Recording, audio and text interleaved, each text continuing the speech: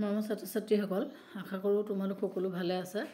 আজি মই তোমালোকক BA সেকেন্ড সেমিস্টাৰ এডুকেশ্যনৰ যিখন মেজৰ পেপাৰ সেই মেজৰ পেপাৰখনৰ সিলেবাস লগতে তোমালোকে সেকেন্ড সেমিস্টাৰ টোটাল কেইখন পেপাৰ পঢ়িব লাগিব আৰু সেই এডুকেশ্যনৰ সিলেবাসখনৰ তোমালোকৰ ৰেফাৰেন্স বুক আৰু যোৱা বছৰৰ যিখন পেপাৰ হৈ গৈছে মেজৰ পেপাৰ সেই পেপাৰখন তোমালোকৰ মাজত দাঙি ধৰিছোঁ। তোমালোকে চোৱাচোন ভিডিঅ'টো। এতিয়া চোৱা, তোমালোকে যেহেতু ক্লাছবোৰ আৰম্ভ হৈছে তোমালোকে গম পাইছে যে তোমালোকে টোটাল 6খন পেপাৰ পঢ়িব লাগিব। এখন C2 মেজৰ পেপাৰ যিখন তোমালোকৰ এডুকেশ্যনৰ ফাউণ্ডেশ্যন অফ এডুকেশ্যন 2 হ'ব। মাইনৰখন তোমালোকৰ সাইকোলজিক্যাল ফাউণ্ডেশ্যন অফ এডুকেশ্যন হ'ব যিসকলে এডুকেশ্যনত মাইনৰ লৈছা। GEC-খন ইন্ট্ৰডাকশ্যন টু পজিটিভ সাইকোলজি যি হয় দুখন পেপাৰ দিয়া আছে, যি কলেজে যিখন চুজ কৰে। বা AC এখন তোমালোকৰ কম্পালসৰি পেপাৰ হ'ব, English language and communication skill. আৰু ভেলু এডেড কোৰ্ছৰ দুখন পেপাৰ আছে, এখন এনভাইৰনমেণ্টেল ছায়েন্স আৰু এখন য়োগা। গতিকে য়োগা এডুকেশ্যন যিকোনো এখন তোমালোকৰ কলেজত চুজ কৰিব আৰু যিখনে চুজ কৰে সেইখনে তোমালোকে পঢ়িব লাগিব।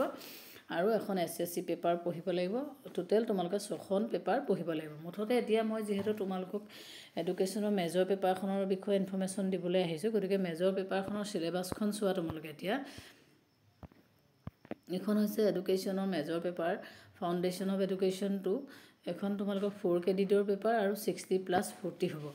আৰু ইয়াত তোমালোকৰ টোটেল কি হৈছে, ইউনিট তোমালোকৰ 5টা ইউনিট দিয়া হৈছে। এইকেইটা 5টা ইউনিট।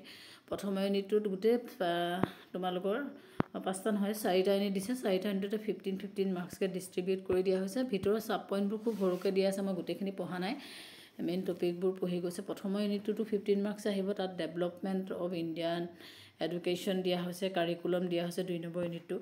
3 নম্বৰ ইউনিটটোত সম global issues in Indian education, কণ্টেম্পৰৰী issues and system of Indian education. গতিকে এইখিনি হৈছে তোমালোকৰ 4টা ইউনিট মেজৰ। আৰু ইয়াত তোমালোকৰ বাকী এই 15 মাৰ্কছৰ যি 4টা ইউনিট আছে এই ইউনিটকেইটাৰ ভিতৰত তোমালোকৰ 60 মাৰ্কছৰ ৰিটেন পৰীক্ষা হ'ব।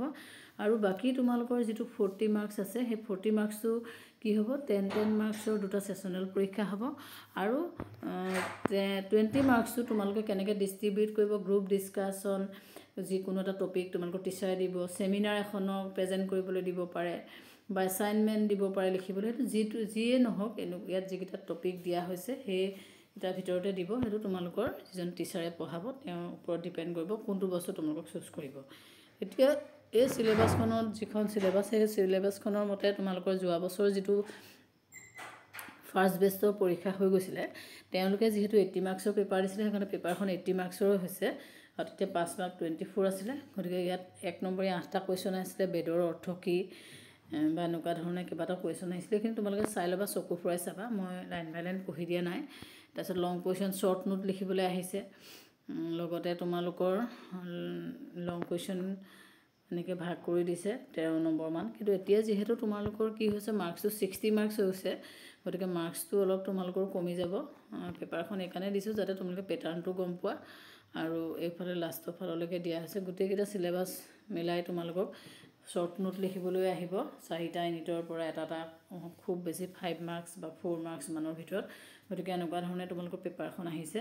ইয়াত তোমালোকৰ প্ৰত্যেকটো ইউনিটৰ পৰা এটা শ্বৰ্ট নোট লিখিবলৈ আহিছে। 1813 চনৰ চাৰ্টাৰ আইন বা চনত আৰু ভাৰতীয় শিক্ষা ব্যৱস্থাৰ বিষয়ে লিখিবলৈ আহিছে। সহ পাঠ্যক্ৰমিক কাৰ্যৱলীৰ গুৰুত্বৰ বিষয়ে দিছে। শান্তি শিক্ষাৰ ধাৰণা, মুক্ত পাঠ্যক্ৰম, অপেন বুক এডুকেশ্যনৰ বিষয়ে লিখিবলৈ দিছে। গতিকে এইখন হৈছে যোৱা বছৰ হৈ যোৱা পেপাৰ। গতিকে তোমালোকক দি দিছোঁ যাতে তোমালোকে পেপাৰখন চাই অলপ হ'লেও আইডিয়া পোৱা কেনেকুৱা ধৰণৰ কুৱেশ্যন আহে। আৰু এইখন তোমালোকৰ সেকেন্ড ছেমিষ্টাৰৰ এডুকেশ্যনৰ মেজৰ পেপাৰ। আৰু এইকেইখন তোমালোকৰ ৰেফাৰেন্স বুক ইংলিছ মিডিয়াম, অসমীয়া মিডিয়াম সকলোতে ওলাইছে। বজাৰত বহুত কিতাপ আছে, তোমালোকে চাবা। মই যিকেইখন কিতাপ পাইছোঁ সেইখন কিতাপেই তোমালোকৰ মাজত দাঙি ধৰিছোঁ। গতিকে ভিডিঅ'টো এইকাৰণে বনালোঁ যাতে তোমালোকে সোনকালে গোটেই ইনফৰমেশ্যনখিনি পোৱা আৰু বজাৰত গৈ কিতাপখিনি লৈ ল'ব পাৰা আৰু তোমালোকৰ যাতে সুবিধা হয়। গতিকে আশা কৰোঁ মই বনাই দিয়া ভিডিঅ'টোৱে তোমালোকক অলপ হ'লেও সহায় কৰিব। ধন্যবাদ।